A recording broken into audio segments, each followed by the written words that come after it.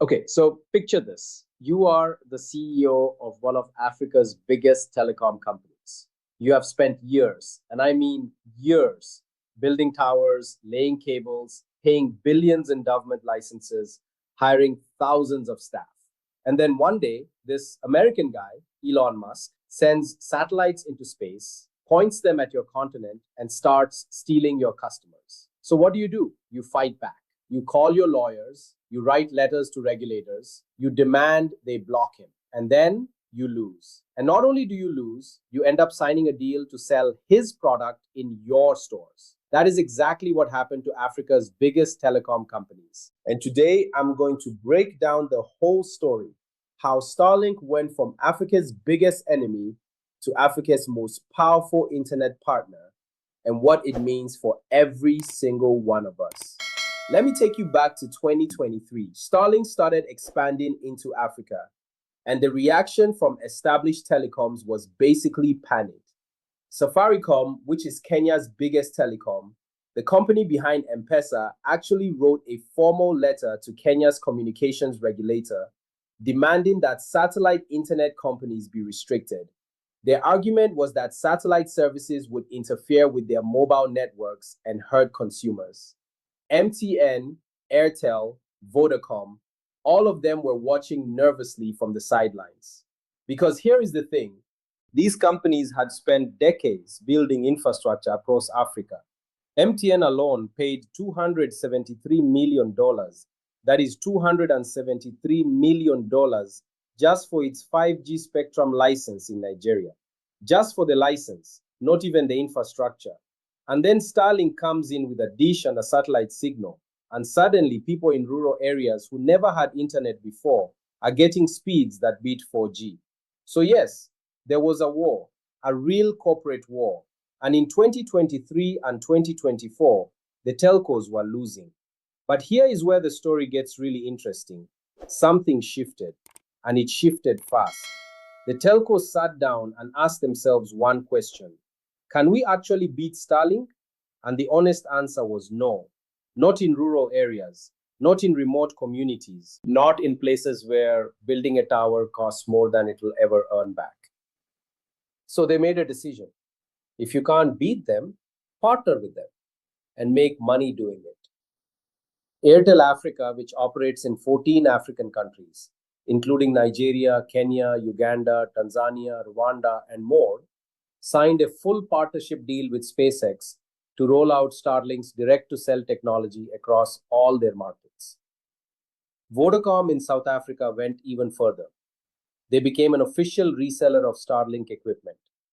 You can literally walk into a Vodacom store in South Africa today and buy a Starlink kit. And Safaricom, remember them?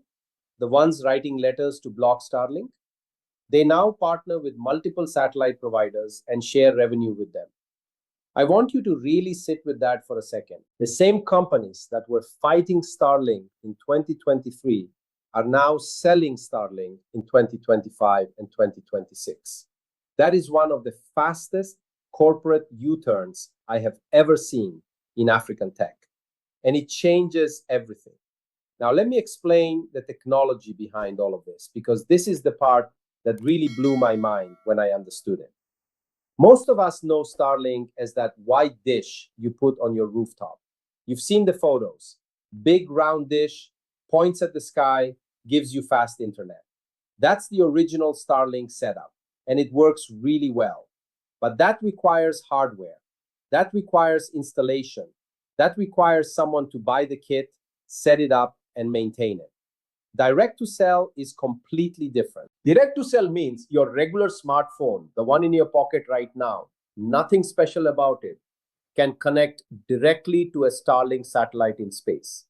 No dish, no extra equipment, just your phone. Now think about what that means for Africa. Think about a farmer in a remote part of Kogi State or Benue or Zamfara. Zero network bars for 40 kilometers in any direction. Can't call his supplier. Can't check prices. Can't send or receive mobile money. With direct to cell, his regular phone picks up a satellite signal overhead. He has internet. He has connectivity. That is not a small thing.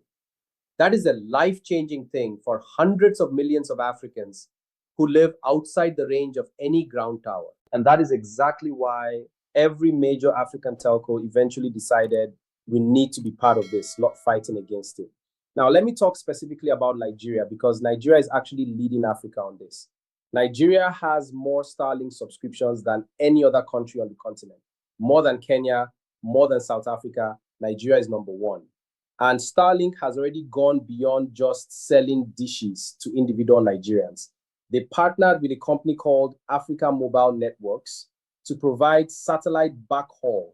That means the behind the scenes internet connection for over 1,500 mobile base stations in remote Nigerian communities that have no fiber access. So even before you buy a Starlink dish yourself, Starlink technology is already powering the 3G and 4G signal some Nigerians are using right now without even knowing it.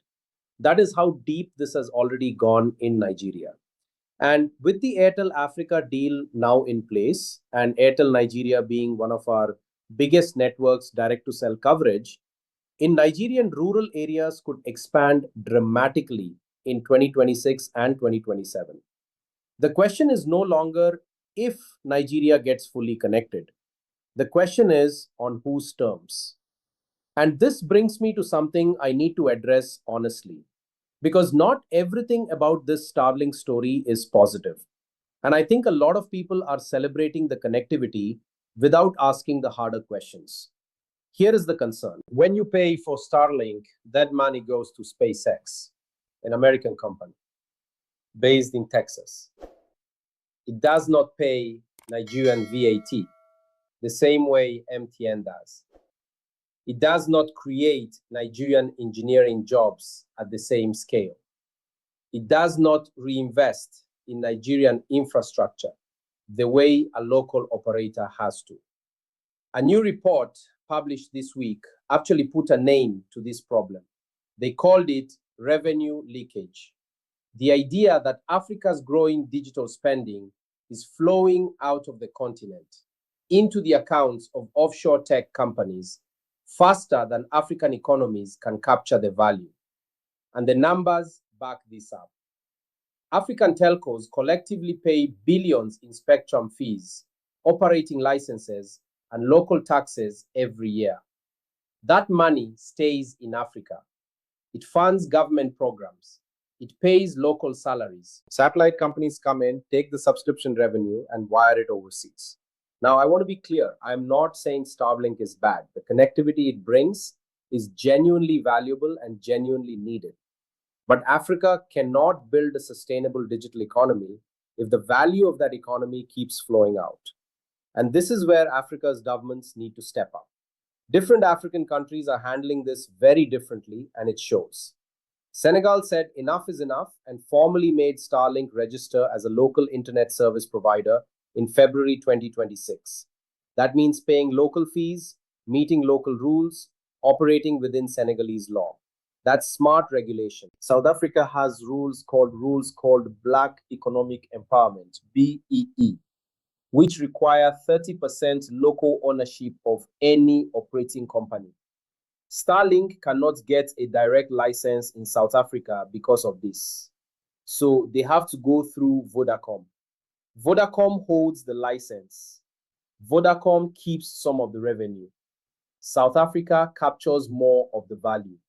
Nigeria, we need a clear policy right now because Nigeria has the most Starlink users in Africa and arguably the least defined regulatory framework for how satellite operators contribute to the local economy.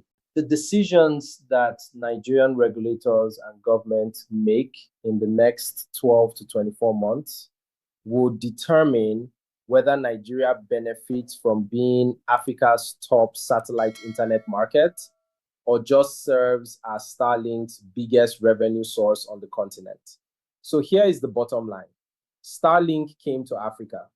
The telcos fought it, the telcos lost, the telcos joined it, and now Africa is more connected than ever before.